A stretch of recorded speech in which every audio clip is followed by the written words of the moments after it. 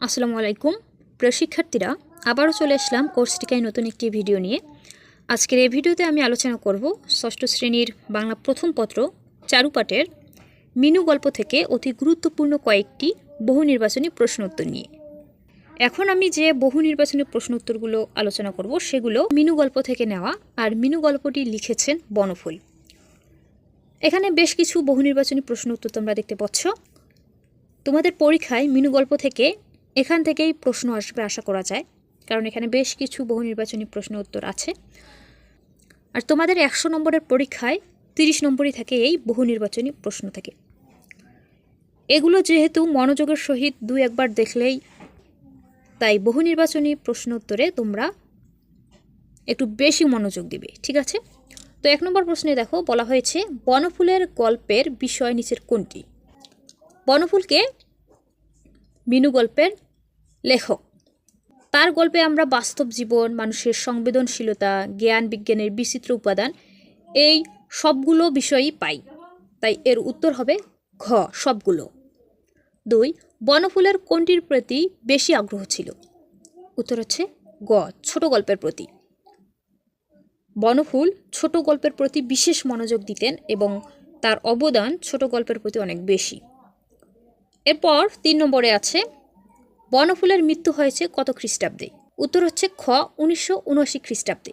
শিক্ষার্থীরা, তোমরা এই লেখকদের জন্ম এবং মৃত্যু এই তারিখগুলো মনে রাখবে। এখান থেকে কিন্তু বহু নির্বাচনী প্রশ্নে এবং তোমাদের সৃজনশীলের জ্ঞানমূলক অর্থাৎ ক নম্বরে প্রশ্ন থাকে। 4, মিনু ছিল, উত্তর হচ্ছে খ, মা মরা মেয়ে।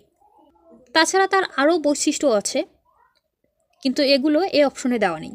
আদরের দুলালি, খোড়া, অন্ধ, এগুলোর একটাও মিনুর সাথে মেলে না, শুধু খ নম্বরটা মেলে।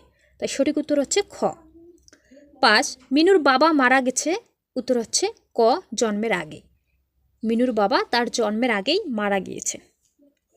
6, মিনুর পিসে মশাইয়ের নাম কি? উত্তর হচ্ছে গ, যোগেন বসাক, যার বাড়িতে মিনু থাকে। 7, মিনুর বয়স কত বছর? উত্তর হচ্ছে ঘ, 10 বছর। 8, দৃষ্টির ভেতর দিয়েই মিনু কি গ্রহণ করেছে? উত্তর হচ্ছে ক, সৃষ্টি। যেহেতু মিনু বোবা এবং কিছুটা কালা, কানেও তেমন শোনে না, তার সব কিছু অনুধাবন করার প্রধান মাধ্যম হচ্ছে দৃষ্টি। দৃষ্টির মাধ্যমেই সে সব কিছু অনুধাবন করে। কে কি বলছে তা দৃষ্টির মাধ্যমে, মানুষের মুখের ঠোঁটের নড়াচড়া দেখেই সে বুঝে ফেলে। 9, মিনু কখন ঘুম থেকে ওঠে? উত্তর ক, ভোর 4টায়। 10, মিনু খুব ভোরে ওঠে কেন? উত্তর হচ্ছে ক, কাজের জন্য। আমরা গল্পে দেখেছি সে সাংসারিক কাজ বা গৃহস্ত্রীর কাজে খুবই পটু এবং মনোযোগী। 11, ঘুম থেকে উঠেই মিনু কাকে দেখতে পায়? উত্তর হচ্ছে গ, শুকতারা।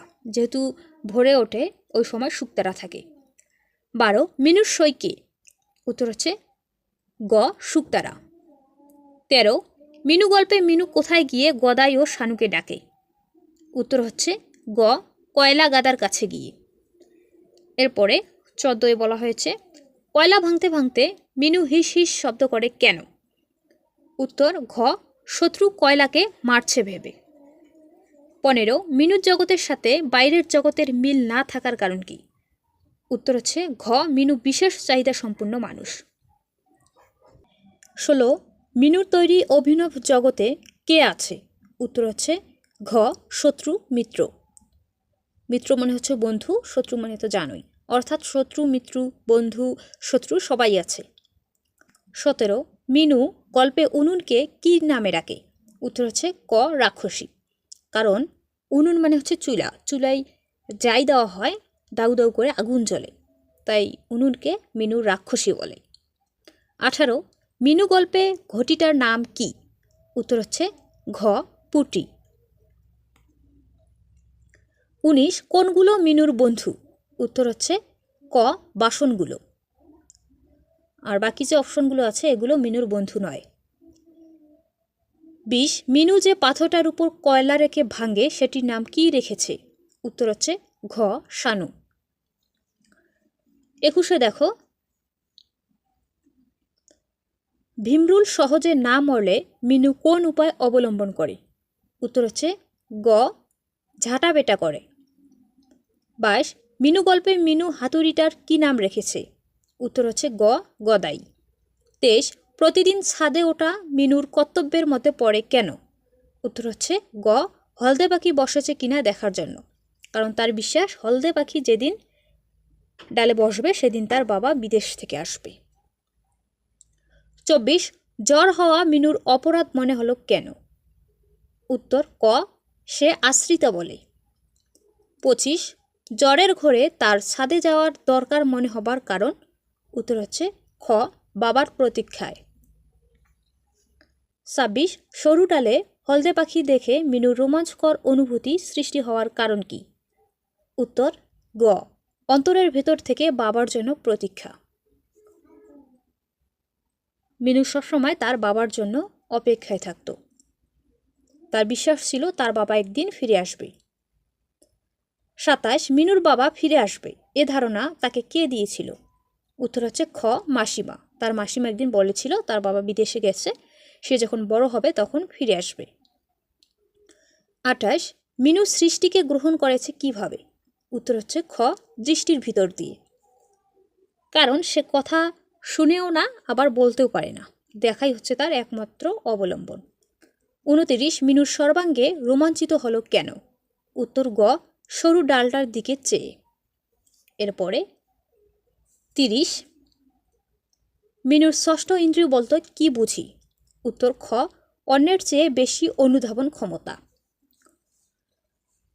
শিক্ষার্থীরা, মিনু গল্পের অতি গুরুত্বপূর্ণ বহু নির্বাচনী প্রশ্ন উত্তরগুলো আলোচনা করলাম। তোমরা এগুলো মনোযোগের সহিত দেখবে এবং মনে রাখার চেষ্টা করবে। এগুলো খুবই সহজ, তোমরা যদি মনোযোগের সহিত পড়ো বা আমার কথাগুলো মনোযোগের সহিত শোনো তাহলে এগুলো তোমরা ভুলে যাবে না আশা করি। তো শিক্ষার্থীরা, আজকে এখানেই শেষ করছি। পরবর্তী ভিডিওতে আমি অন্য কোনো অধ্যায়ের এরকম গুরুত্বপূর্ণ বহু নির্বাচনী প্রশ্ন উত্তরগুলো আলোচনা করব।